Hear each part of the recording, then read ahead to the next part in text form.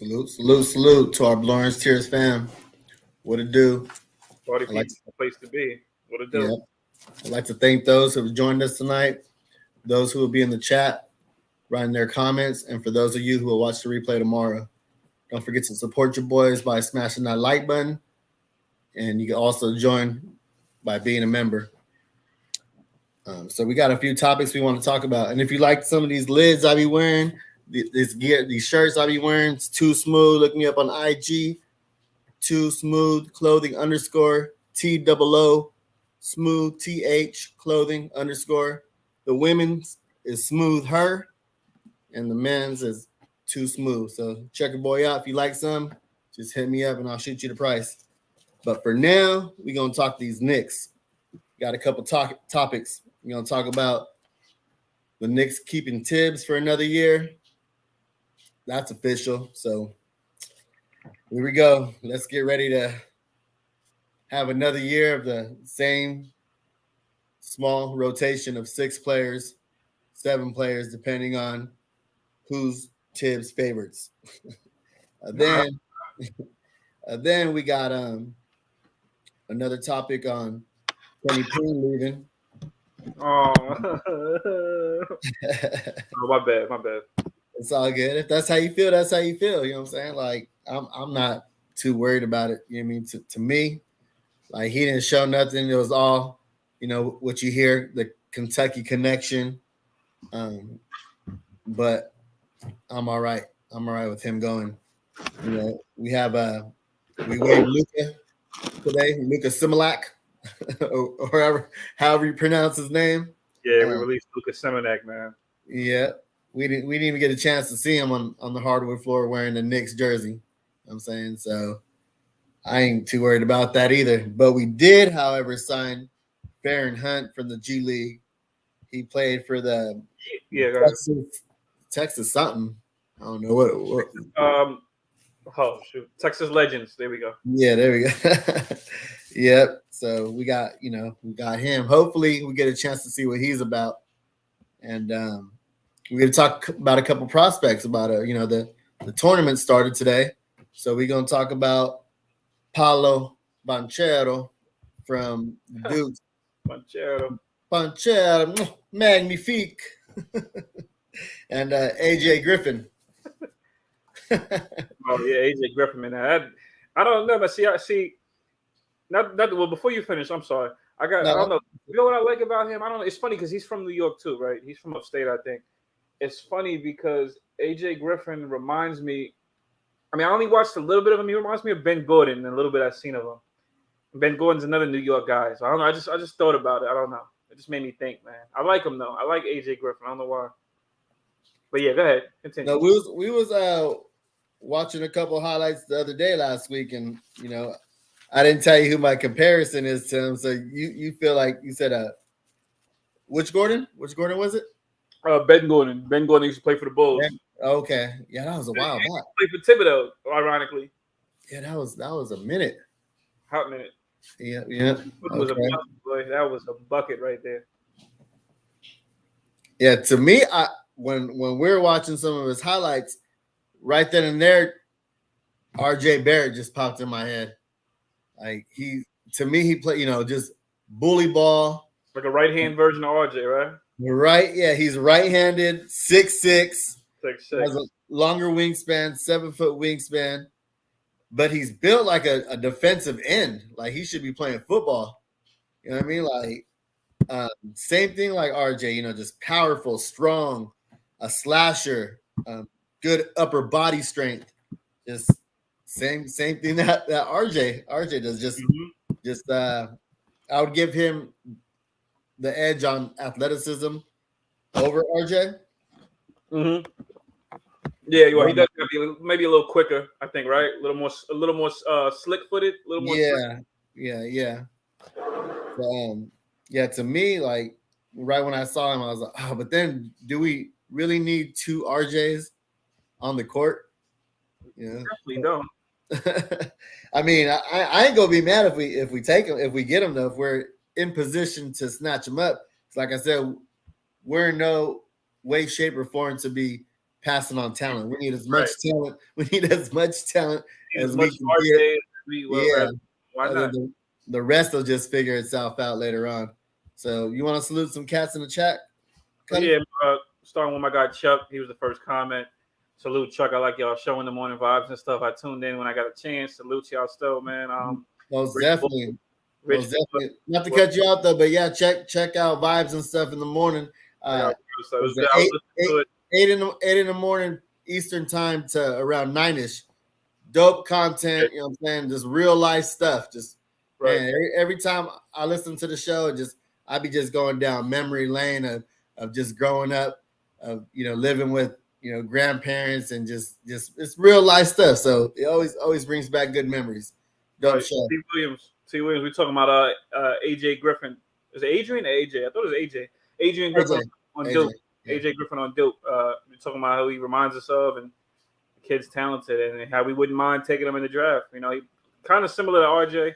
I look at him as like a Ben Gordon. From what I've seen, I only saw a small sample size. I got to watch him some more, but he reminds me a lot of Ben Gordon, probably because the height. Ben Gordon was pretty small.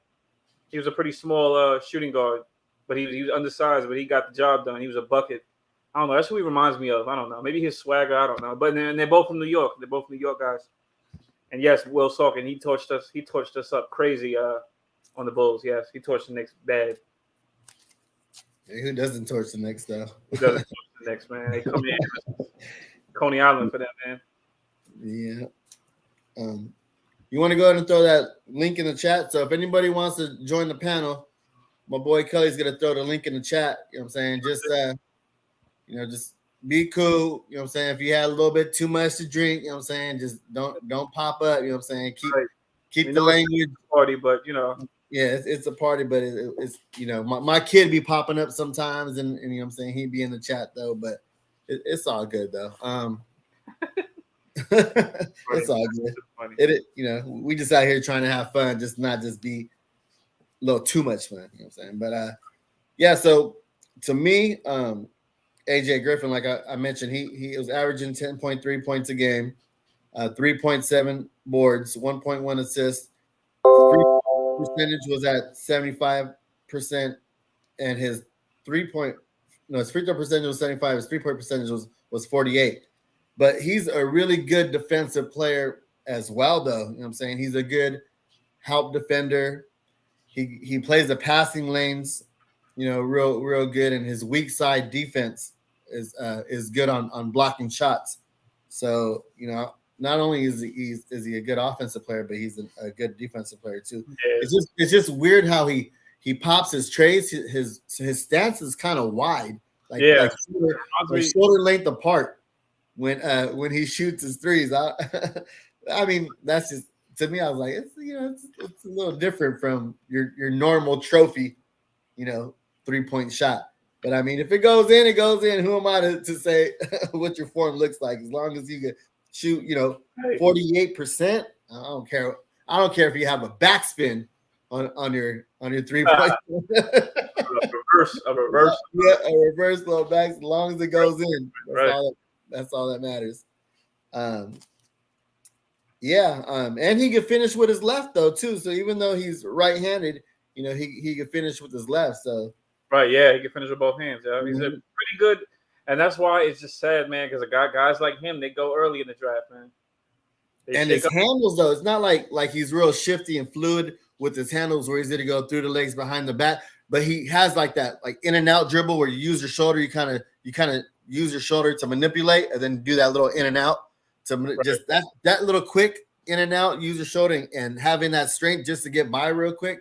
I like that. Like he doesn't waste no time going east and west. He's just one move, one hard move, and getting to the cup. Just who I could see him. I don't want to talk about it too fast because I would love him here in the Knicks. But who I could see him being good with, man. Shea, man. Shea, SGA. I can see him being good along SGA, man. At the 2 guard, I can see him playing right next to SGA, just cooking. I could just see that, man. I don't know. That's the first guy that comes to mind. I think that game will complement each other too, because SGA can facilitate. So he can facilitate and score. And you got this other guy that can score, and he can play defense too. Oh man, Yeah, but if we did get an AJ Griffin, I feel like him and RJ would elevate each other's game because that's what I would like RJ to do. Just have a nice little in and out dribble. You know what I'm saying? Just Right. it's just simple like that. You know, just get that angle. Just use that shoulder, get in and out. Just quick little dribbles to get past because, like I said, they're both similar. So I think they would feed off one another as far as taking each other's games to the next level. So I'm cool with that. He's mocked 5th. So we'd have to be around that range to get him. So you know, it makes me sad. I also have Keegan Murray is nice too, though. Yes, I'm sorry, I was looking at the comments, but go ahead, continue. So no, you good, you good. That's all I'm getting at. You know, the ping pong balls never are in our favor. So right. I mean, and the way we've been playing lately, you know, we've been really competitive lately as far as being in the game. Right. Not losing by a bunch of points, even though, you know, they've just been really close games, starting with that Phoenix Suns game. Then just Kevin Durant beating us by himself. And then, you know, last night's game, they just didn't have anybody. So right. we needed to win that game. Like, there's no reason for us not to win that game. Man. If we lost to them, man, it's just a but lot. You could have said that, you know, last month because I was at the game last month when. You know, man, you could. Yeah, it was the same team. It was the same team. You know, they just have Simons this time around, I think, right? Yeah, it was Simons, but if you remember, they had just made that trade with the Clippers. You know, they had just got in Justin Winslow that week. They had just got in Kendrick Nunn. They had just traded away CJ McCollum. They had just got Josh Hart. So it was a fairly new assembled team within that week that we lost against. So miss me with all that chemistry. Oh, we need chemistry, you know. Mm-hmm. That was the name of the game in the beginning of the year. Oh, after 5 games of chemistry, after 25 games of chemistry, after 50 games of chemistry, like damn, how much chemistry do you need? Yeah, exactly. I can agree. It's like ballers, you know, hoopers are just gonna go out and hoop. Like, you know, they'll figure it out. But that's kind of the thing about those guys that they assembled is there's no egos in the way. They were just gonna, you know, it was Simon's team. They were joining it, and they were just gonna kind of just fall in line, and just if they needed a score, like Josh Hart needed a score, he was gonna score. If Justin wins, you know, and it was Justin Winslow getting in Randall's head because I watched that game. You know what I'm saying? I saw it. I was a couple feet away, you know, and I see just Winslow getting into Julius Randle's head by you know how you take the ball when it's a dead ball and it plays over with, and you go and take the ball away just to start something. You know what I'm saying? That's how they baited him. You know, he baited him, and that's what had happened. And he fell for it, and that after that he just started playing, you know, out of control. Yeah, they made their comeback, man. Can you believe that? Yeah, but that's neither here nor there. Like my boy Kelly always says, you know what I'm saying? That's neither here nor there. We gonna move on to the next one as far as how they've been playing as of late. Now, to me, I'm super impressed. This is how they showed up last year towards the end of the season, and they went on that stretch. But it's just a little too late. Like, why now? Right. There's that's the fool's gold of it, man. I'm not buying it, man. They can make their run all they want. I'm not buying it. That's nice if they win. That's good for them. Now the whole thing is the motto is not to tank, but you know, if the miracles, it'd be a miracle for them to make the play-in. Maybe not. I don't know, but I think it'd be a far-fetched for them to make playoffs. You know, like other teams know their direction. I just feel like ours is just still like up in the air.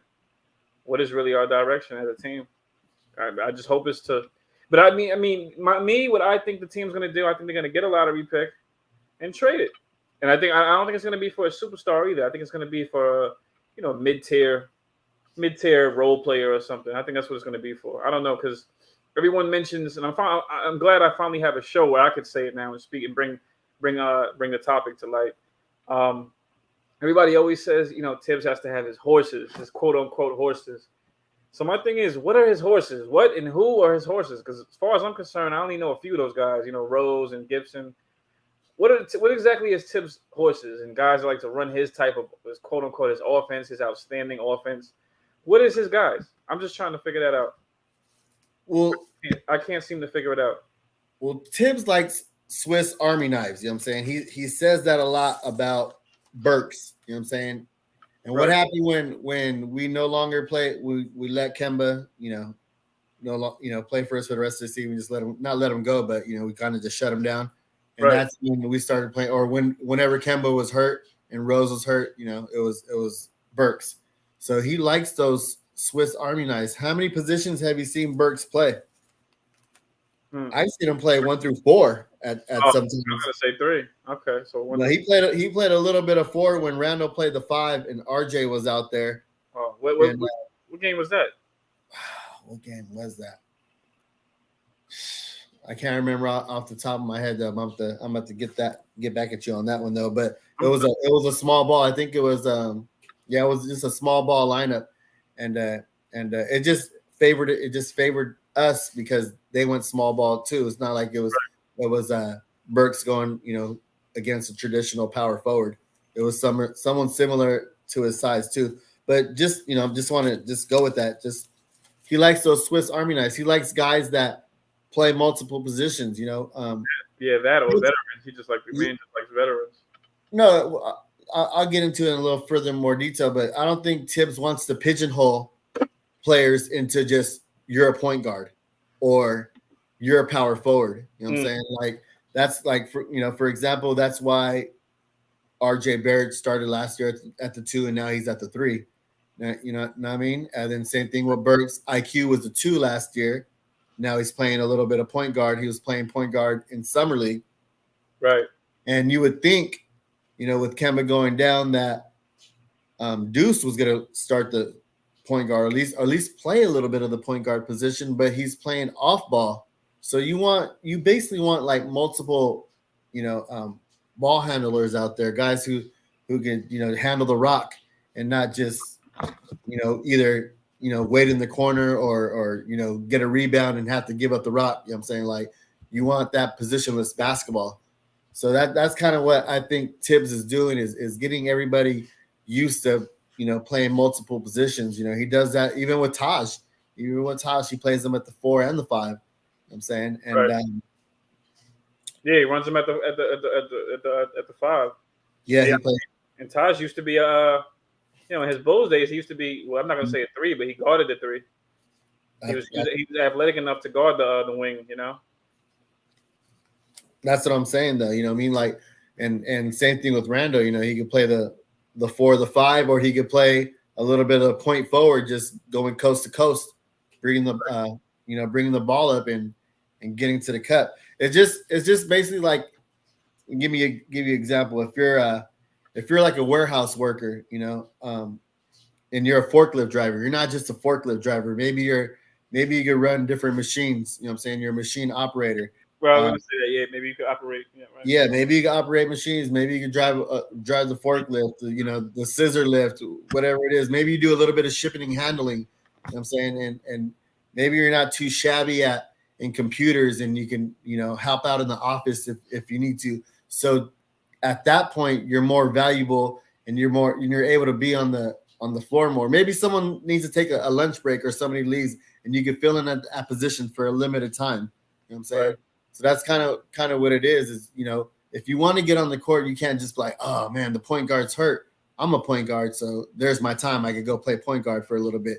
If you're a combo guard, then either one of those guys goes down. Now that spot opens up for either guy to just go in there for, a limited time only. So that's kind of what I think Tibbs is doing, is kind of getting everybody able to play multiple positions. And not only that, though, you get to mess with the lineups. Maybe the other team does go small ball, and you can kind of tinker with what I mentioned with earlier, going with Julius at the 5, RJ at the 4, whatever. Right. Cam's not available, but you could throw in, a Burks, a IQ, and a and a Deuce. Just messing with lineups like that. You really can't do that with certain players. Obi's not strong enough to play the 5 and things like that. But I feel like he kind of understands guys' strengths and he's trying to see what he could do with them in different positions. So I'm good with that. It's nice to see that he's open-minded and not so closed-minded and trying to figure things out like that. So, right. So with some fans that just don't see that Tibbs makes any adjustments or anything like that, I see those adjustments that they might not be the adjustments that each one of us individually likes, you know what I'm saying? But at some point he is trying different things. At the same time, we're playing with a lot of young players, and they're not going to be able to pick up, those, he likes guys that pick up fast. However, yeah, guys are key parts of some team success, man. He has to understand that. That's all. Tibbs has to understand. Some of these guys, they're key. They're key to some team success. You know what I mean?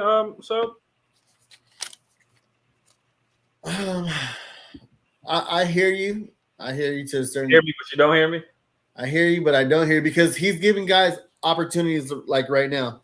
So right. Like Jericho Sims is getting some run. You know what I'm saying?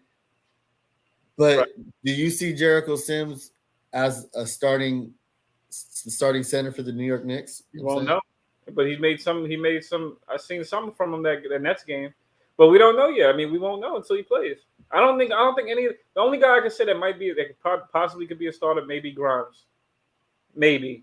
Right. Maybe one day. And we saw. Not to cut you out though, but we saw a lot of Grimes though. You know what I'm saying? A lot of Grimes. So I can say that's why I can say he.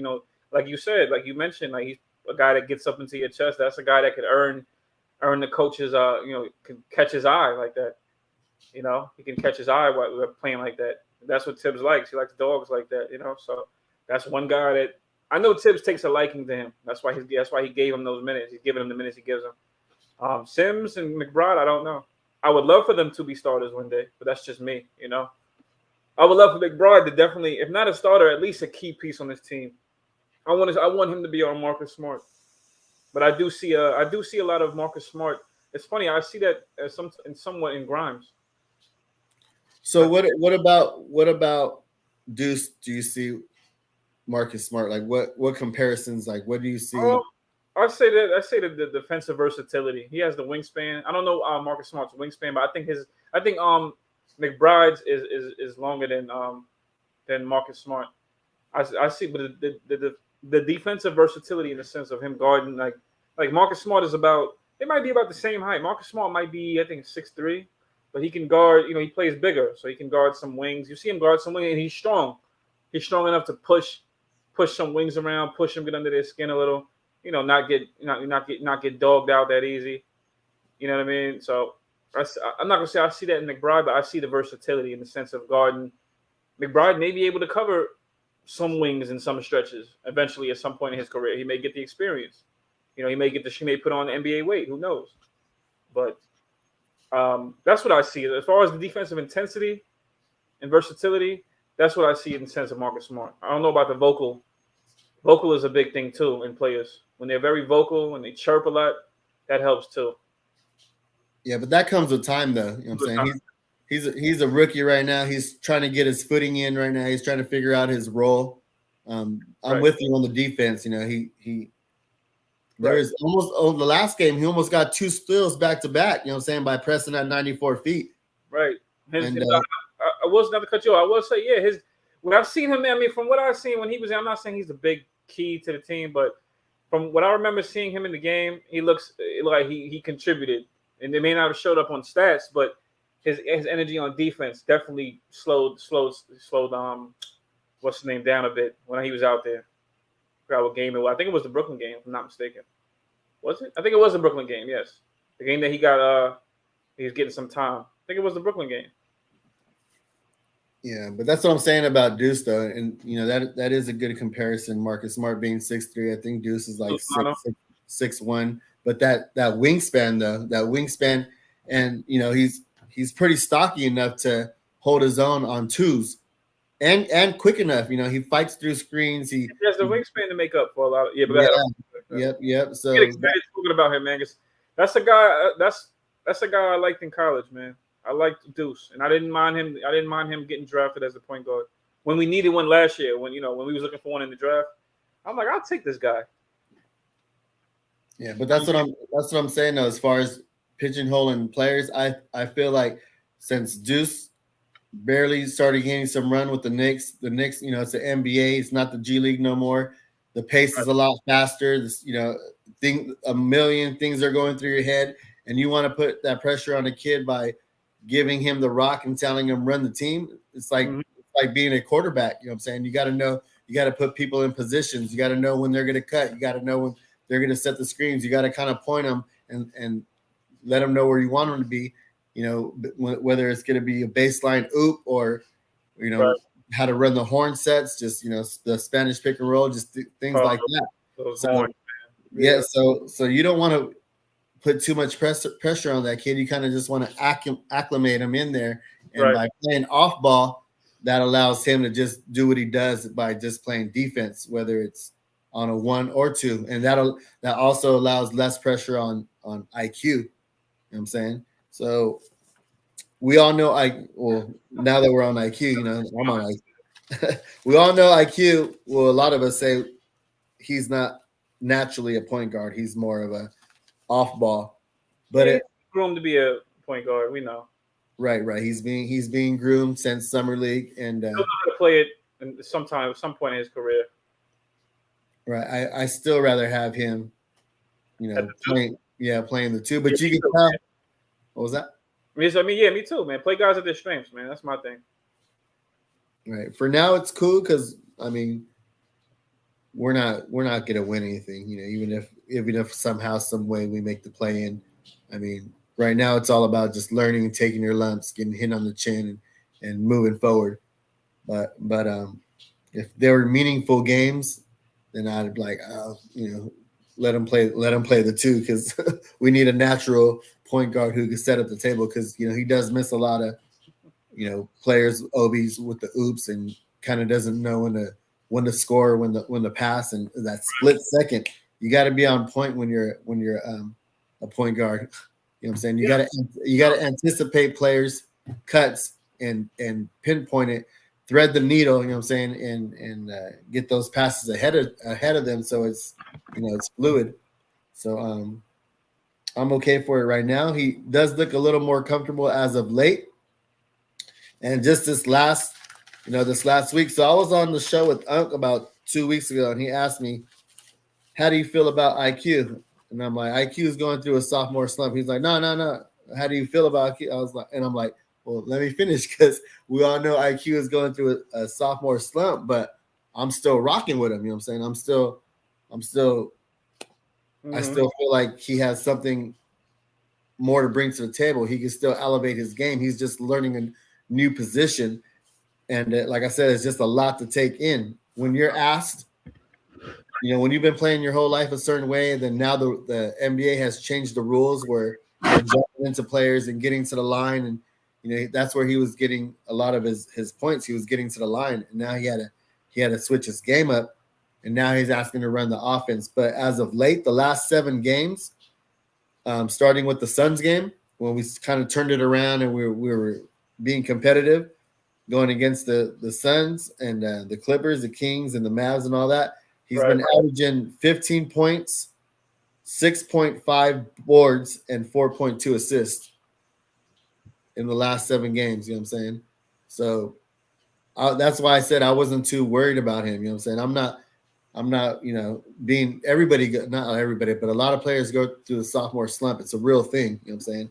And to change positions and get more put on the plate. You know what I'm saying? It's guys like certain guys in this league, man, they play better with point guards. That's all. They play better with point guards. There's no Derrick Rose, I will say.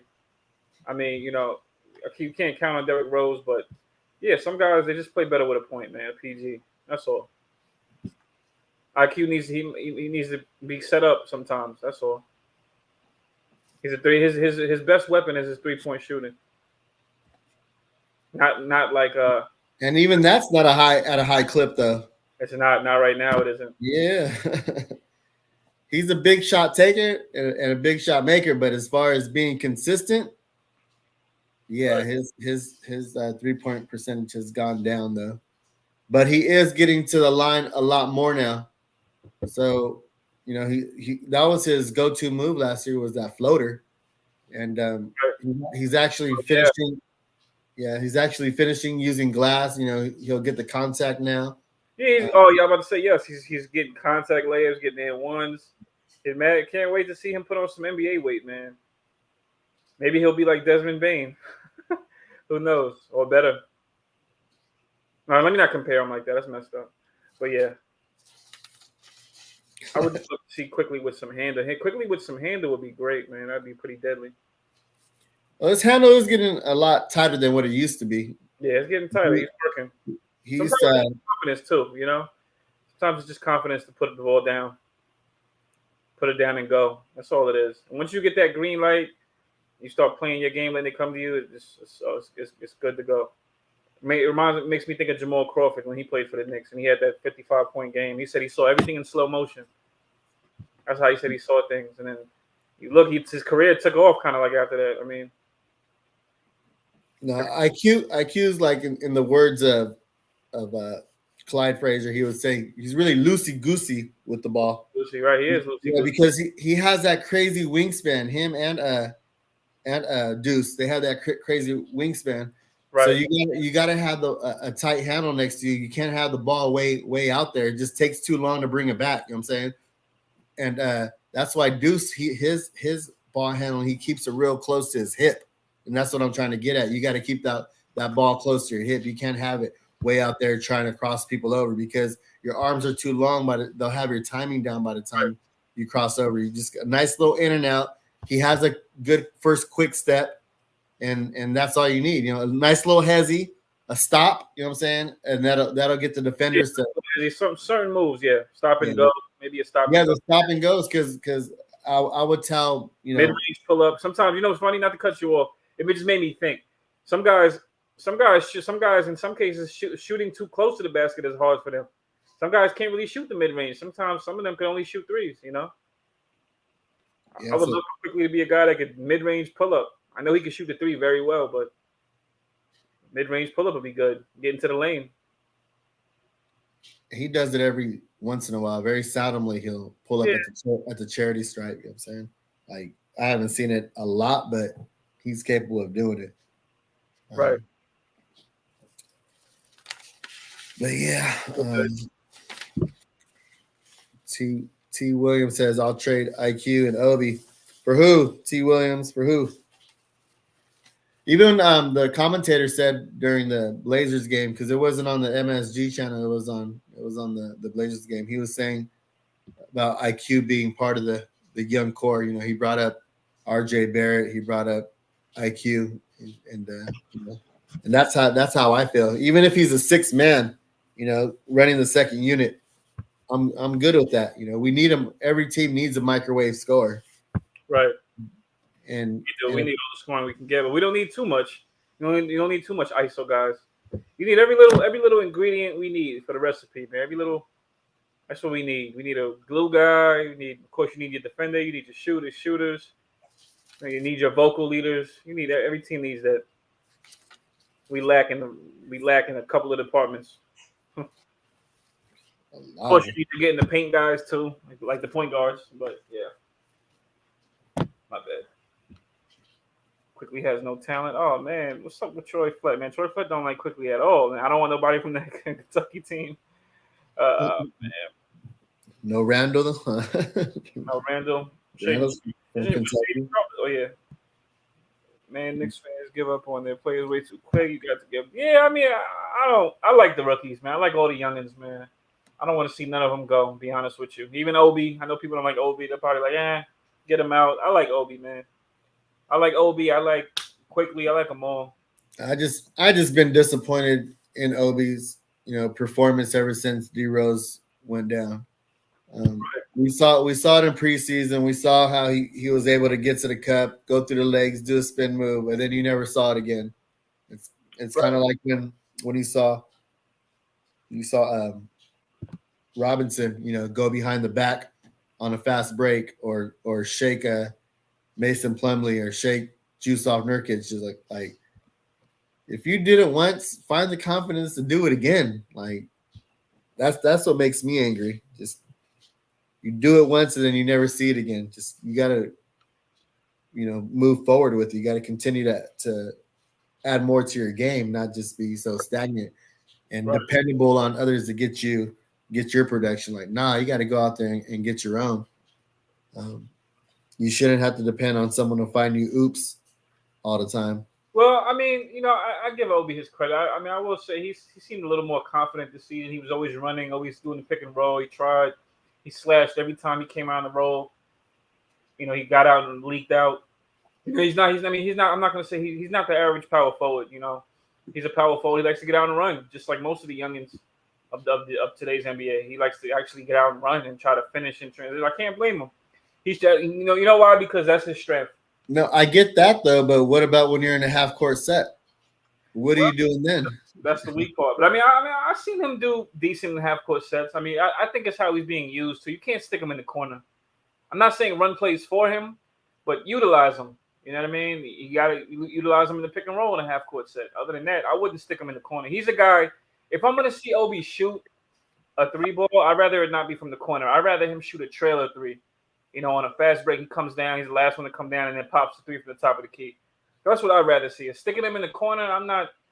You're not going to shout of him. It's like 50-50. He's not going to shoot well from the corner. It's a shot he has to work on, but I'm not big on it. He's not stuck in the corner. If you watch him, he goes down to the low post. Then he pops back up out in the corner, and then he points up for the oop though. But at that time, they're not finding him though. Like I said, it's a quick read and react. So if you don't see him in the post, then he goes back to the corner. Then he tries to get that oop. At the same time, though, why not just get those boards when you're looking? Instead of pointing your finger up looking for the oop, get the board in midair. You know what I'm saying? Go down there and box somebody out. Like he should be averaging at least 8 boards while you're out there. You know what I'm saying? Let Deuce McBride die for the loose rock, you know what I'm saying, on plays like that. But you being an athletic wing, you can just time that. You just get that timing down, just snatch it out the air. I mean, if you don't want that contact, you know what I'm saying, that's what I would do personally. No, if you don't want to go down there and bang with the natural power forwards, then just catch it in the air. I highly agree with you on that one, man. Yeah. That's all I'm saying. Like you got to use your natural ability. You got to use your talents and as strengths. Yeah, we know you're not going down there and boxing anybody out and getting boards that way, like Mitchell Robinson or Jericho Sims. You know what I'm saying? Or even a RJ. You know what I'm saying? I've seen Deuce down there in the low post boxing out. You know what I mean? Yeah. Yeah, he likes to play bigger than his size. I'll give him that. He likes to play bigger than. It's the wingspan. The wingspan helps him. He'll bang with the big dogs. So I'll give him that. But yeah, he also has a very old school game to him. I'm not gonna say old school, but he post up. That's part of his game too. He likes to post up. He has kind of like that savvy point guard type of game. Sam Cassell, Chris Paul type of game. That's what he has to him. Kyle Lowry. I'm okay with him being Kyle Lowry and Grimes being our Marcus Smart. Let me not go off topic. I just wanted to say that because you made me think of something. But yeah, back to topic. Random. My fault, sub. Random. Look at me contradicting myself. Random.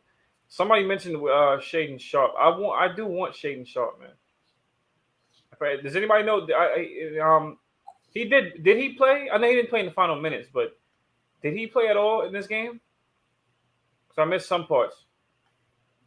I don't know. I didn't watch it. I don't know too much about Sharpe, but Wacko and Brooklyn talking about Randall gets 10 boards. I'm just saying with the opportunity, he's capable of like athleticism of getting those 8 boards. Like when you're out there, you should just get a board regardless. The more boards you get, the more production you give, then Tibbs is going to keep you out there. But if you're just out there doing ladders and getting wind sprints, then yeah, he's going to take you out the game though. So all I'm saying is use that athleticism, and you can get more minutes and get more boards. That's all I'm getting at. I'm not saying he's going to get 8 boards in the 2 minutes that he's out there playing, but you got to show something in order to stay out there. That's kind of what I'm doing. I agree. You definitely got to show something to stay out there. Highly agree with that one. But I am super hype about our young players. You know what I'm saying? Like this, it's been a minute since we've been able to have players, and not saying that they're great in every category, but Deuce Spring, like you mentioned, Deuce Spring's defense. You know what I'm saying? Right. And it's nice the comparisons that we can have. Of Marcus Smart, IQ. Lemon Pepper Lou. Grimes. We've heard Grimes comparisons. People calling him Baby Clay or whatever. I wouldn't go that far, but that's what some people call Grimes. You said something about Grimes? Yeah, that's what I'm saying. Some people call Grimes Baby Clay. I wouldn't go that far, but all the shooting guards they compared him to, which I like those comparisons, but I know what you mean. Mm-hmm. Yeah, and then we have Jericho Sims, the third last pick in the draft, and he's out there grabbing boards and boxing out, fundamentally sound, catching oops. Big we can set picks. Great. Oh yeah, set screens, one of the second best screen setter on the and those oops that he be catching, he be like his arms would be way back. Almost like half his upper body be above the rim. And he just catches and he just be leaning all of it. Man, they need to have it like he needs to have like a silhouette like that. How the Jordan silhouette or the Shaq silhouette, just a silhouette. Yeah, just a silhouette of him like that, and put that on a shoe. That's a guy you do not waste, man. I tell you, you do not waste him, man. And we got him on a cheap. So I'm all right with that. I'm all right with having him as a backup. That's probably what's gonna go down is Mitch is gonna walk, and then Noel's will be the starter. I don't know. I just don't see his value out there anywhere. Who, Noel or Sims? Yeah. No, Noel. No, we're not trading Sims. Like, why would you? Why would you when you got him on contract for nothing? Right. No, I can agree. Noel, I didn't see. It's funny because Tibbs wanted, he felt like, give him the benefit of the doubt because he didn't have Noel. He felt like a big part of his which I can agree, a big part of his defense last year was Noel. However, like you had Sims available and you chose to go with Taj, and it resulted in losses a lot of times. So it's like, there is no excuse for you not having Noel. You still had depth at that position. You know what I mean? You still had depth. You had somebody younger, a bigger body, everything, all the above. You chose to go with Taj. Taj is I love Taj, hustle player. Anybody likes that on their team, but he's not. The NBA is a lot of these kids are athletic, man. It's not even about being better. Yeah, like you always say, Kelly, you got to match athleticism with athleticism. Yeah, because these guys they blow by you. How much? Well, I don't know. I was trying to think of something slick to say, like the guys. They blow by you. How much experience? How much is experience going to help you then? When an athletic kid blows by you. But you got guys that are good defenders even at old ages because they know how to still defend to their best when they get older. But still, man, some guys just shouldn't be out there. Taj, he shouldn't be out there, man. I'm sorry, not for that long at least. And we're not making playoffs, so come on. Taj is a hustle player guy. Taj is a guy. I can see Taj getting a career high in the playoffs, but in one game, not in like every game, just one game. And that one game will be a game that the Knicks will win. It'll just be a good game where he just hustles, he puts his life on the line. It's not gonna be every game because you're not gonna get that from Taj every game. You shouldn't expect that from him. But I can see that. That's what a lot of veterans do. They come alive in the playoffs because that's what they're signed for. They're signed to bring that to win. Get the team over the hill, over the hump. That's what Taj would be in this case. But we're not even getting to the playoffs. Sad part, man. Sad part about it.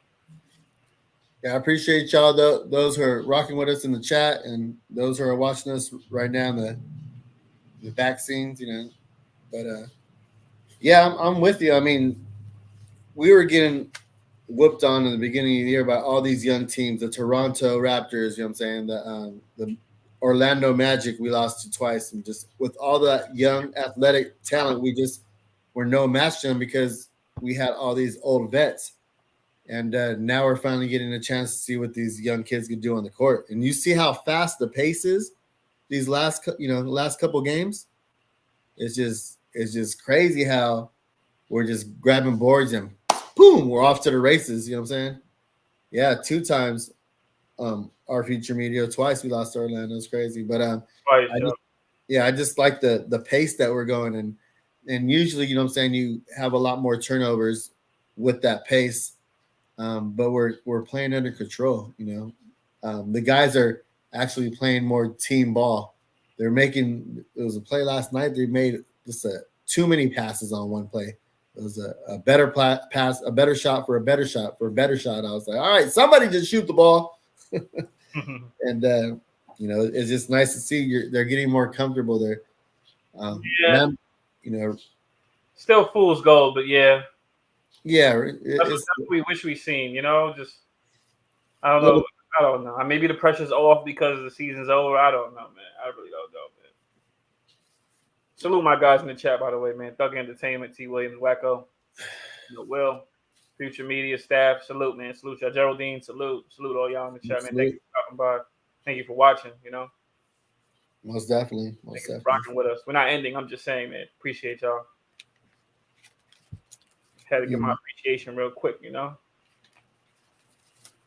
most definitely though. But I just like to look at the bright spots. You know what I'm saying? Like we got dragged through the mud all year, just waiting for things to change, waiting for, these young players to play, and finally they're showing up. It's just yeah, man. I'm sorry, man. That's just me, man. Young kids, they're part of teams. They're key parts of team success, man. No matter how you look at it. A lot of the youngins always have their games where they show up, man. Terrence Mann showed up for the Clippers. He's a youngin. You know what I mean? Trying to think, what other teams could I use? What other teams could I use? My bad. DeAndre Ayton for the Suns. Just certain teams. Yeah. I would just like to see Juice just, let it fly. He just seems to be a little bit on the conservative side as far as offensive game, because he can shoot. You know what I'm saying? He has a nice shot. Deuce. I would just like him to take more. Oh, so you are rooting for Deuce like me, man? Yeah, most definitely. I like Deuce. He just, I don't know how good of a finisher he is at the cup, because he's not that athletic, right? He does have that long wingspan where you could kind of use your shoulder and use that wingspan almost like a baby hook off the glass. That way you can't get blocked. So even though you lack that athleticism and you're not that tall, it makes up with that wingspan. So if he could just use his body and shoulder with that. Like this. Sit there, contest the shot. Yep. If you watched the game last night, it's kind of like what that center did to Mitchell Robinson. He did a little baby hook in the midi in the paint. And Mitch couldn't block it. It's like an unstoppable shot. I just don't understand why more players don't do that.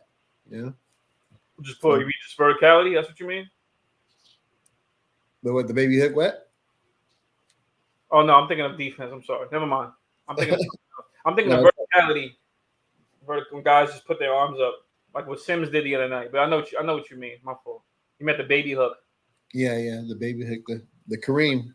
I've seen guys that not even known for their offense as big men do it. I've seen Tyson Chandler do it. I've seen Jericho Sims do it in the summer league. That was about it.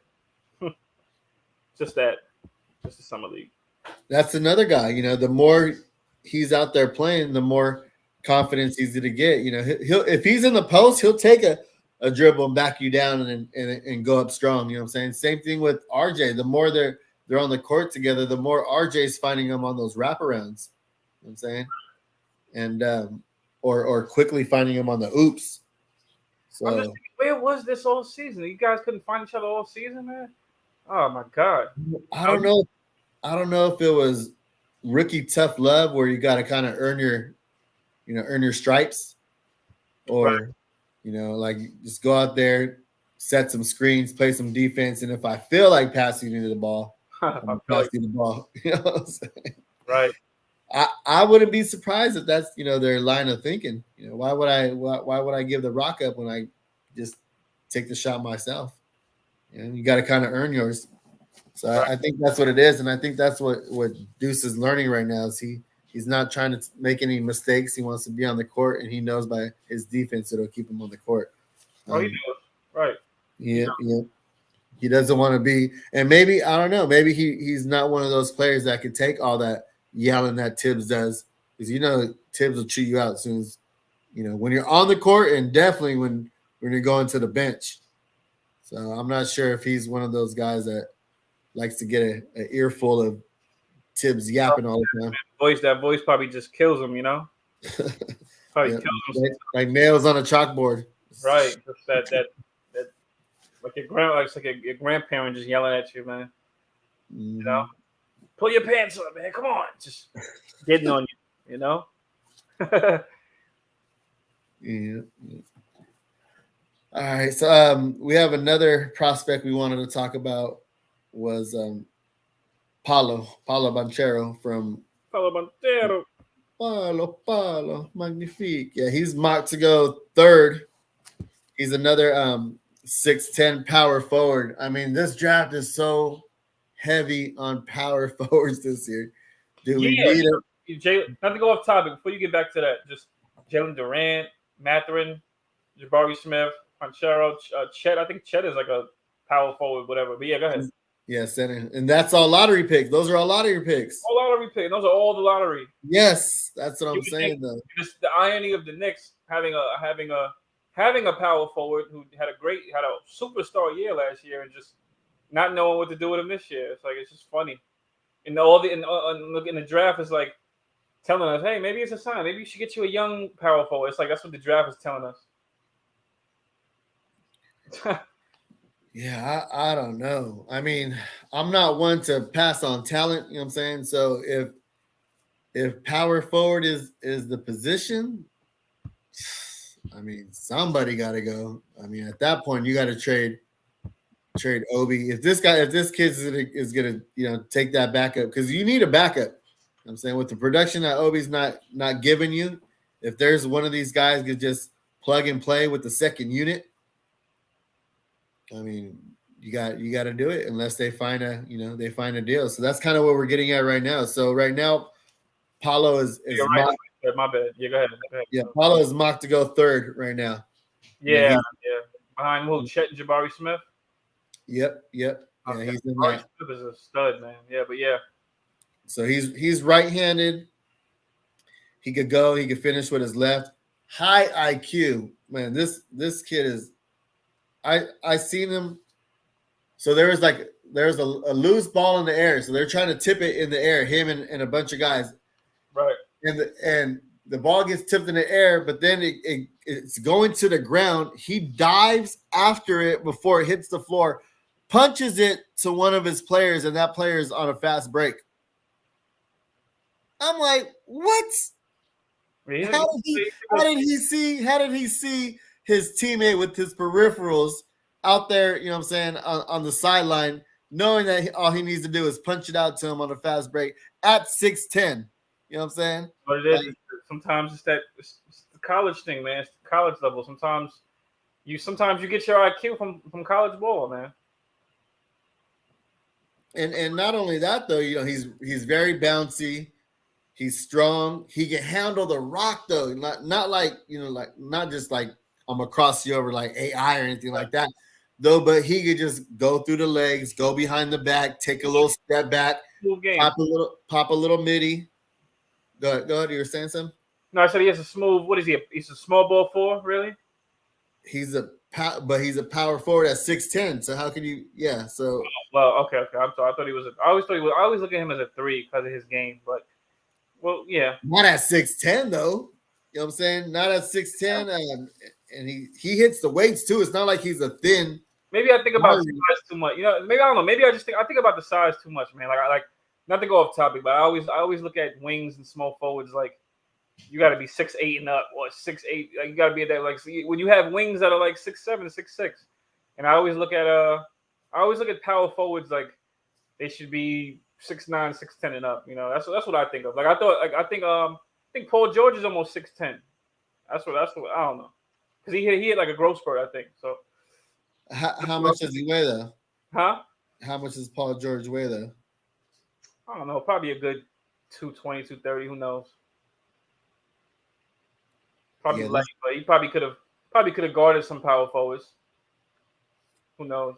Yeah, this kid has to be like 250. You know what I'm saying? You got to look that up for me because my phone's not working right now though. But anyway, so and he can shoot the threes. He's not a great 3-point shooter, but you got to respect him out there just because he could grab a board, bring the ball up, and just if he needs to, you know what I'm saying, he could pop a tray or take you off the bounce. You know what I'm saying? Now my last comparison from AJ Griffin was RJ Barrett. Now his comparison to me is Julius Randle. For who? Paulo Banchero.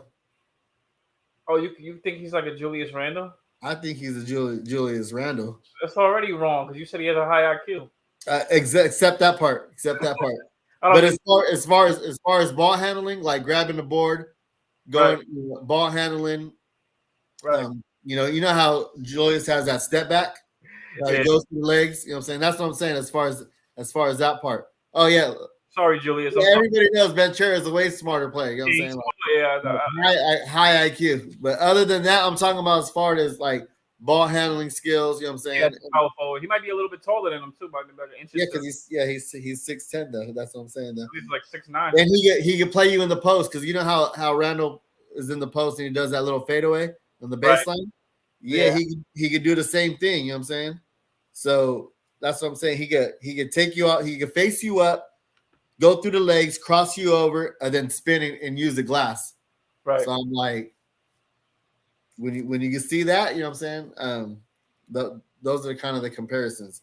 And he go coast to coast, you know what I'm saying? Coast to coast, do a Euro if he needs to. It's not going to be fluid, but because he's 6'10", it's not going to look like a 6'8" guard. But I just like his game. Period. You know what I'm saying? No, I understand, man, completely. He's not as strong. He's not like super strong like Randall is. Yeah, that's what I'm saying. I don't look at him. I look at him more as a face up, like with game, not as strong. But I don't know. Yeah, and he can make passes out the double team, something Randall can't do. You know what I mean? That's another thing. He could pass out of double teams. Yeah. So he actually can't do.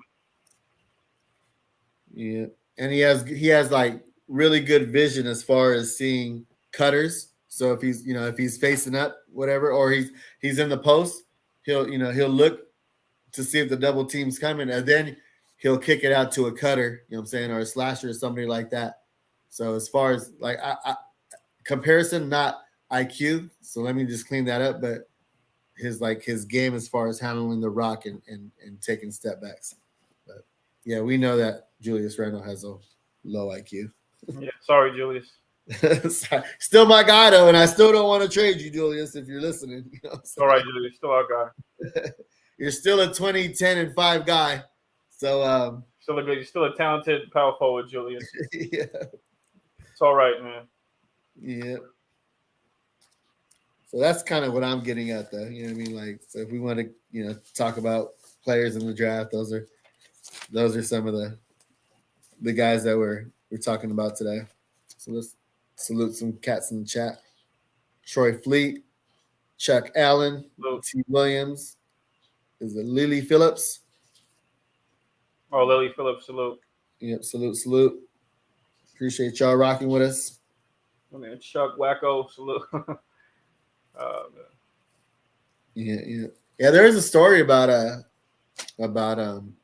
Paulo Banchero that he was he was in a high school. He was riding in the car because he's down the road from where I'm at. You know what I'm saying? Portland. He's from Seattle, so Oh yeah, that's right. he's like a hop, skip, and a jump away. So he's like 3 hours away. And he was in high school with his boy, and they got blurts, and 50 just pulled the strap out on him because they said it was the car was stolen. Hmm. You know what I'm saying? But it was a different car, whatever the case may be. But yeah, he had that talk with his parents that had that talk with him, like, don't, if you ever get pulled over or whatever, don't move. You know what I'm saying? Mm-hmm. Keep your hands on 10 and 2. Don't reach for anything. You know what I'm saying? It's like, and it was just, like I said, misidentity. It was, it was a different car or whatever. But I can imagine those things are scary, man. yeah. So I mean, It's more scary than TV makes it look. I'm pretty sure than being in a well, cops could shoot you for something wrong. That's just it's just like I know that's a edgy feeling. we're talking about two kids that have to be like 6'8", 6'10", Right. minorities, and it's like that movie. Have you ever seen that movie, that hate they give, that Yeah, the I know. hate, That's what I'm thinking of. yeah, the hate you give. Yeah. Yeah, Yeah. I had to watch that movie with my kids. You know what I'm saying? And let my kids know that you know what I'm saying, give them the talk. You know what I'm saying? Give them the talk that you just take, follow the rules. You know what I'm saying? Don't reach for anything, and memorize that badge number. So when you get home, you know what I'm saying? When they let you go, you call me. I'm saying I'll come pick you up. You know what I'm saying? No matter what I'm doing. I'm saying, but just go along with it, with whatever they're saying. Yes, sir. You know what I'm saying? Yes, sir. No, sir. You know what I'm saying? And then just don't give them any reason. You know what I'm saying? And Right. because I want you to come home, and we'll handle it afterwards.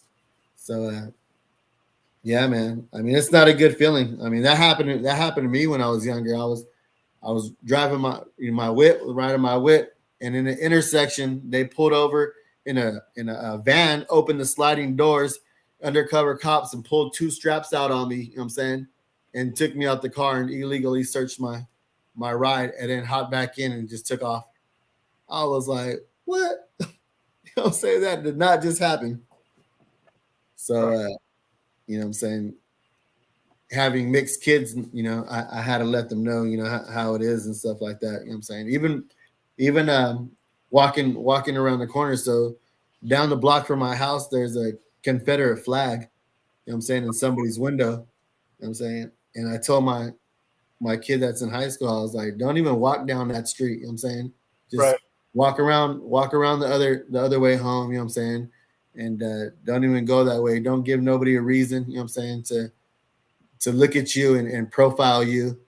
And then you don't know if they're having a bad day or whatever, or what's going on through their mind. And then just what I'm saying, just don't even go that route. So when I heard that story, what I'm saying, it gave me a kind of like flashbacks and stuff like that. What I'm saying, it's not funny, but it gave me Right. flashbacks of you know that happening to me. What I'm saying, and it happened to me a bunch of times. What I'm saying.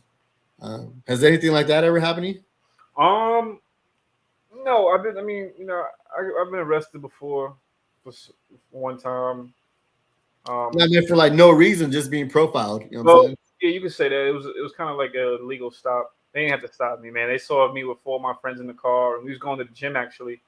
We was actually going somewhere to just chill out, you know. And they saw me. They was watching me as I was making a turn. And what was I gonna say? They was watching me as I was making a turn.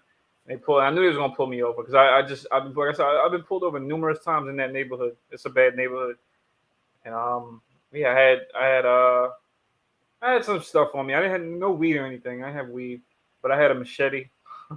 I had a machete I brought from Walmart at the time when I used to work at Walmart, and I had a taser that one of my friends gave me. and they seen it and they locked me up for it. But did they have a reason to pull us over? And they didn't have no real reason. They was gonna actually let us go, but there was detectives out and everything. There was a whole bunch of. You ever get pulled over and then all these other cop cars just pull over just for the sake. Oh yeah. They have to. Oh, what's he doing? I'm like, man, no, go serve and protect somebody else. There's actual crimes going out there. There's no need for 10 police cars to be out right here. Right. There's 4 or 6 cop cars. 4 or 6 cop cars just to do a search. I don't have no guns on you. You don't have no weapons, no guns on me, anything. All this just to do a search. There's probably somebody probably really got shot around the corner, and you sitting here got me pulled over. It's like, oh man, it's BS. My boy Kelly had the machete like he was doing capoeira. He was out there, banana way. Yeah, no, I had it because I don't know, at the time it was so cool. I got it from Walmart. When I used to work at Walmart, they had it in the sporting goods section. I'm just like, whoa. I mean, I didn't even say that on the show because I don't want to encourage nobody to get one. But man, like, what was I gonna say? I just bought it because it looked so cool. Me and my friend that worked there, and we both was talking about it. He got a different looking one. We both got different. We both got a machete, but different looking. I always look different from each other. So it was dope to have at the time. I just kept it in my car just in case. At the time, I mean, just in case I got into something, who knows? Yeah, it's better than having I mean, it's not better than having a strap, but you know what I'm saying. If you're not going to get time, you know what I'm saying. It's much fun having a strap on you. You know right. Exactly. And exactly. Yeah, that's why I got Rottweilers. You know what I'm saying. I got Rottweilers. I'll just let my Rottweilers go. You know what I'm saying. Like pull the strap out on me. Attack. You know what I'm saying? It's time to attack. I'm not walking around with the strap. I haven't seen. It's funny. I haven't heard of Rottweilers in a long time. I was wondering if they still extinct, man. Oh, I got them all day. My girl's pregnant right now. She's about to have a litter in the next month. So you said your girl what next month? I'm sorry. No, my Rottweiler girl. My Rottweiler girl. She's having a litter next month though. So yeah. So that's another thing, y'all. If y'all want any rots, you know what I'm saying? What papers? Y'all want any rots with papers? 3 racks, 3 stacks, 3 racks. I'll ship them out to you. Yeah, I used to like Dobermans too. I don't see those no more. You hardly. Do they even exist? Do they exist anymore, man? Yeah. It's like those used to be the protection dogs. Them and Rottweilers. One was the Dobermans was just a skinny version. Skinny version of them, but it's probably sharper teeth. Who knows? The Rottweilers, they had them. You know what's funny? I don't think I ever saw a Rottweiler loose, not once. Those things were too deadly to be loose, man. They was always in somebody's front yard, just sitting there. Don't go in their yard. I got 2 in the house right now. Yeah, man, that's dope. Man. Oh, now that I think about it, I had cousins with them, man. I had a cousin in the Bronx that had a Rottweiler, man, and I used to be so afraid of it. I remember, like one of my cousins, we played, we played the Super Nintendo in his room. He'd leave me in the room with the dog. I'm like, come on, man, get back over here. Don't leave me in here with the Rottweiler, man. Yeah, I got 2 in the crib right now that just roam freely, and then I got the bad boy in the yard. That's he has his own cage. He can't go out and play unless I go out there and walk him because he's just too big and strong. I don't want nobody to, you know what I'm saying, to get out of control. That's super funny. My rib cage, but yeah, that's funny, man. Yeah. There was a movie back in the day called The Doberman Gang. Doberman Gang. And what they did was they trained these Dobermans to go rob banks. You know what I'm saying? So they had the spike collars on there so you couldn't grab them, and they had these how they do the horses, how you throw the bags on the horses and stuff like that. They had that on them. And they went in there and they put all the money, the clerks put all the money in the Doberman's bags. So they had this setup kind of like a, what is it called? Where they had the whole bank set up, kind of how the dogs walk up the stairs and then they go, around the counters. They had it all set up. So the dogs are in the backyard going through all the steps on what to do, except I don't want to ruin the movie though, but it's called the Doberman Gang. That's what it reminded me of. Yeah, there's a part 1 and a part 2. Oh wow, the Doberman game or gang? Gang, Gang. Gang. Okay, Gotcha. Gotcha. Look that up. Yeah, we got off topics, so. Yeah, back to the Knicks. I appreciate y'all still kicking with us though. Yes, we always appreciate y'all, man. So Chuck Allen, my boy, he know what I'm talking about. That movies. Oh, I gotta look that up. I'm gonna look that up when I get a chance. That's what I'm saying. Though, yeah. I got older brothers and cousins and stuff like that, so they always put me on game on all these old movies. Like, you gotta watch this one. You gotta watch this one. You know what I'm saying? Yeah. Because they were all police dogs, Dobermans, German Shepherds, and Rotties. You know what I'm saying? Those are all those, like you said, security dogs, Right. police dogs, and stuff like that. So, and Knicks needs dogs. Yeah, Knicks need we need him. We need him on He's the been team. saying that. Appreciate it, Willie Phillips. Let's get back on topic. We back on topic. We Knicks need dogs. That's what we need, man. Going forward, we need because I mean, I know this is off topic. It's probably not where you wanted to get to, but there's a lot of times I've seen on this team, man, where the guys like they had a lack of energy. The slow starts, and we need that barking. We need that barking in the garden to get them right. You know what I mean? So yeah, we just don't have any vocal, you know what I'm saying, dogs. Though we don't have anybody to go out there and just bark. You know what I'm saying, like only one that does that is Taj, but he just don't be on the court all the time. You know what I'm saying? We just don't have any accountability. Yeah, but I'm all right though. Right, we have a young squad right now, so I'm okay with the direction of what they're doing. How do you feel about that? We didn't talk about the Knicks, about the Farron Hunt. I know somebody had mentioned earlier. They said what they said. They said they brought him to replicate Cam Reddish. He's 6'8", 215 pounds, whatever. They said that the guy. That's what they said that they got him for. So which I guess Tibbs did like Cam Reddish. Then if you get a guy to replicate him, that's what I would think. It shows that you're missing. That's what you're missing now. Now you acknowledge that you're missing that. Not that it matters. I mean, my thing is, like I said, the season's pretty much a wrap, man. So, but I mean, hey, if they stay young and on board with the direction, I agree, Chuck. I agree. And the thing is, I don't want the team to tank. It's not that I'm asking for the team to tank, but play the youngins. If we play the youngins and happen to win, that's a win-win for us. I'm saying? It's not a lose-lose. What's the worst that could happen? It's about what?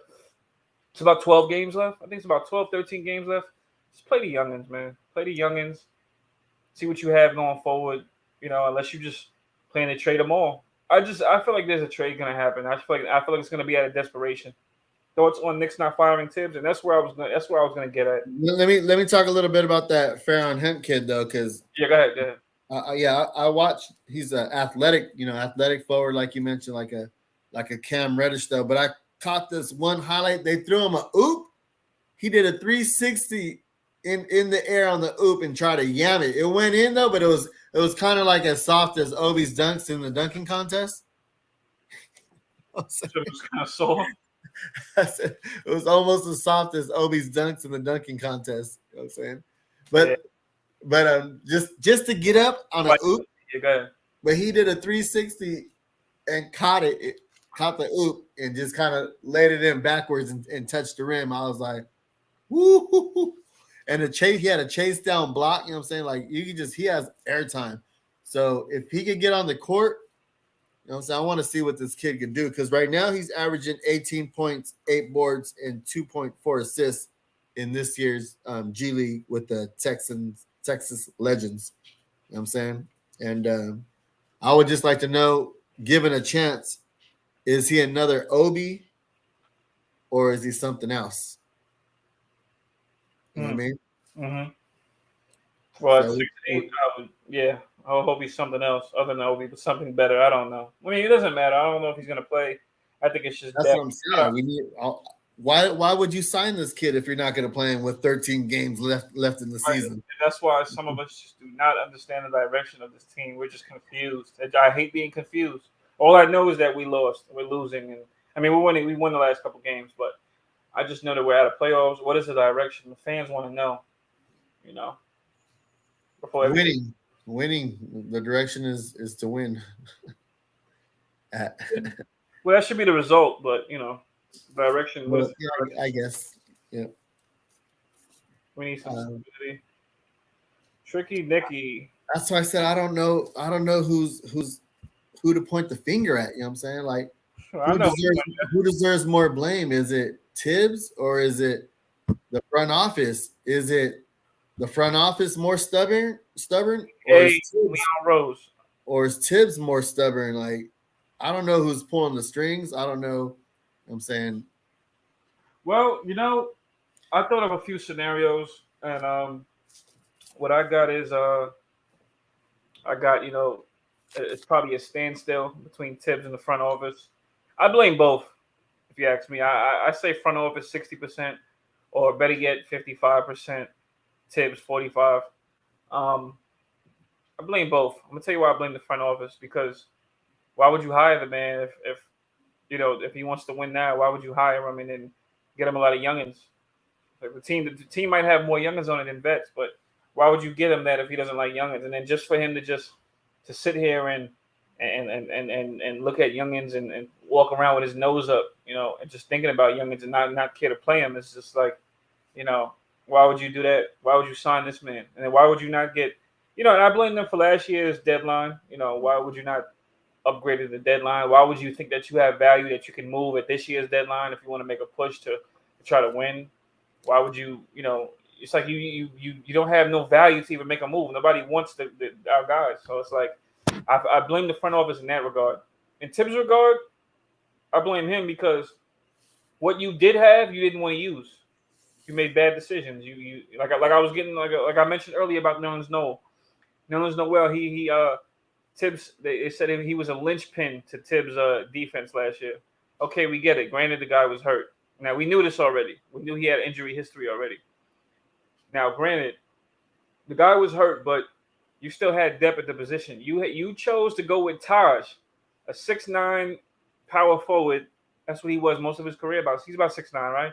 A 6'9" power forward instead of going with the size of Sims because of this quote-unquote experience.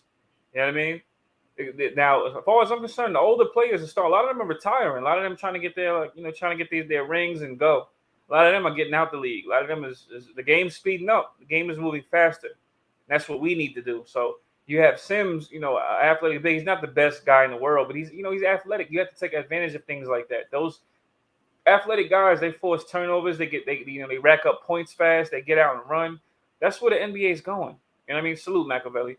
That's where the NBA is going. So you have a guy that can get up there. He's a lob threat. He can set a good screen, and you have to take advantage of that. He can play defense. He can guard a few different positions. I blame Tibbs for his decisions. You got Burks at the 1. Then first it was give me 20 games and 30, then 40. I blame Tibbs. Both of them. I blame both of them. It just confuses me because they didn't sign him, but they let him know, we're going to keep you for another year. But they brought in Kemba, you know what I'm saying? Then, was it the front office telling Tibbs to play Kemba? Then, you know what I'm saying? Then was it the front office? Was it Tibbs that you heard rumors that Tibbs didn't want Cam Reddish? So how much of that was true? It just seems like they haven't been on the same page throughout the whole year. Like, was it the front office that wanted to play the kids and Tibbs not wanting to play the kids until everybody was hurt and then his hand was forced to play the kids? You know what I'm saying? So if you guys are having beef already and you can't figure this out throughout the year, why agree to, have this dance all over again? And my thing is too, I was thinking of this scenario. It could be a standstill. It could be Tibbs may want, people say these get him his horses, quote unquote. It could be, Tibbs may want a lot of veterans on the team, a lot of guys over the hill, and Leon Rose, they could have this conversation, and Leon Rose is like, no, no, I'm not getting these older guys.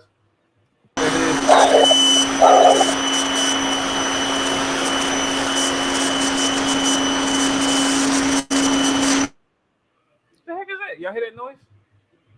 I don't know. Maybe it's the end of the show, so we'll wrap it up, and then when Unc cuts the cord, he cuts the cord or pulls the cord. So we'd like to thank those who joined us tonight, Knicks after party, and for those who have watched the replay, don't forget to support your boys by smashing that like button on your way out. Appreciate y'all rocking with us, but we gonna continue until the plug gets pulled. So, what were you saying, Kelly, about? Oh no, I was saying that it could be yeah. So Jeremy said what the? That's what I'm thinking. Anyway, it could be a standstill. Tibbs may be telling Leon Rose, look, get me these guys, and Leon Rose could be looking at their contracts like, look, this guy's 34, 35. This guy's old. We're not paying no older guys. Take these youngins and work with that. It could be something like that. I'm just speculating, and that may be the only time I would agree with Leon Rose. Tibbs could be telling him, look, trade these picks, man, get us some talent, or get me this guy. And Leon could be saying, no, man, that's not how you build a team. You know what I mean? It could be that. I don't know though, because we all know that Obi wasn't a Tibbs guy, and they picked Obi. But then you heard that Tibbs wanted IQ, then they picked IQ. Then we know with this draft, that both Grimes and Deuce are Tibbs guys. Defensively. But what's going on just shows different in Phil. Yeah, then you see who they brought in. Free agency. So yeah, it's just so like it's like both of they're okay. It's like they're playing backyard or playground basketball. All right, Kelly, pick your player, and then I'm gonna pick my player. You pick who you want, and then I'm gonna pick who I want. So yeah, like, who picks first? You're like that. Yes, like what are you guys doing? Like nah, or you guys got to be on the same page. You can't just I'm gonna get mine, you get yours, and then we'll figure. No, we have to have a plan. It's like they don't have a plan. Yeah, that's what I'm saying. And they go off of they're playing these numbers game. They go off of numbers. They're not going off of impactful talent. Yeah, it's just silly, man. How they're running is just silly. And not speaking of numbers, why did we bring in? Was it Brock Alder, the capologist from the Cavs? Like, what was the point of bringing him up if you're gonna overpay all these guys? You know what I'm saying? Like, right. That's what I'm saying, man. What's the sense? All this saving and flexibility of cap just to sign mid-tier players, man. You think these are ways to win? If that's what they think is winning, I just feel bad. It just creeps me out, man. I just can't. I don't know. It's mind-boggling, knowing that if that's the direction that the team is going in, then it's just mind-boggling. Mid-tier, I don't. You know what I mean? Mid-tier guys. When I say mid-tier, I'm referring to role players. Those are role players, good role players, not guys you think is gonna win you games. Role players. That's what I'm referring to. Yeah. We like to thank y'all. Wait, what was it? 2028? Well, yes. Either way, we like to thank y'all for coming out though and rocking with us. Everybody in the chat, man. Salute everybody. We appreciate y'all. I enjoyed the show tonight. I didn't have my special wine, but I enjoyed it, man. I enjoyed rocking out tonight. Yeah. Jeremy asked, when will Zion or Mitchell become a Knick? I'm not even looking forward to either one of those guys because we never get anybody. Right. We were supposed to get. Even LeBron back in the day, we were supposed to get LeBron. We didn't. Mitchell was at our fingertips. Maybe not Zion, but Mitchell, man. Mitchell was right there at our fingertips. Well, now is it Kenny Payne or Johnny Bryant that has a connection with? With who? Here, Kentucky. With Mitchell. Oh, it's supposed to Johnny, be World Wide West. Supposed to be World Wide West. Oh, it was a World Wide West. Well, Johnny Bryant was over there in Utah. So it was supposed to be Johnny Bryant. He was working with Quinn Snyder, if I'm not mistaken. Yeah. I'm not falling for any more of these connections. Yeah, I don't care about exactly. I don't like get the hell out of here with these connections exactly. Because my thing is, World Wide West. He may be connected to Donovan Mitchell, but you still have to go through. That team to get Donovan Mitchell. You know what I'm saying? How are you going to go through that team to get him? You can be cool with him. You can make him want to come to New York. He has to be a free agent for that. Yeah, other than that, you have to go through Utah to get to him. They don't. I'm sure that would be stupid of them to just give up Donovan Mitchell that easy. It's a small market team. They're not just letting people walk. You know what I'm saying? That are franchise. Gobert before they give up Mitchell. Yeah, because they're not going to get any other, big fish So when you draft them, that's why they draft so good, and they everybody stays in house. Right. You never hear about big signings going over there. It's because nobody wants to go to Salt Lake City. I went over there. It's Oh, you been before? yeah. I was there with my family. We were riding in the car. I'm like, which one of y'all farted? Which one of y'all, man? Y'all disgusting. It was just the air outside that it smelled like that. Oh, really? Yes. It was like I was like, oh, I guess it's this way it smells out here. They're like, Pops, I swear I did it. I was like, open up a window. When I opened up the window, I was like, oh, it's coming from outside. Yep. Freezy, why you never joined us, Freezy? I'm at work, man. You heard? I gotta argue with you, man, about a lot of stuff, man. I'm only playing. Operating heavy machinery. Freezy's busy, man. How y'all know I'm operating heavy machinery? What's going on? What's good? You told us. I saw Cully's face when I jumped in. I was like, Dad, Cully don't want me to jump in? What's happening? Nah, man. You said, wait, what did you say? Yeah, all I heard was somebody got pulled over with a machete and people was making faces. I was like, yeah, man. Yeah. We got a little sidetracked, but yeah. It was a good story. About cop situations, man. Yeah, man. So Johnny Bryant is out of here. He's out of here too? When? He's next? Yeah, he gonna walk next. I mean, I don't blame him. I mean, I'm not even tripping off them. I was more sad when Woody left. If anything.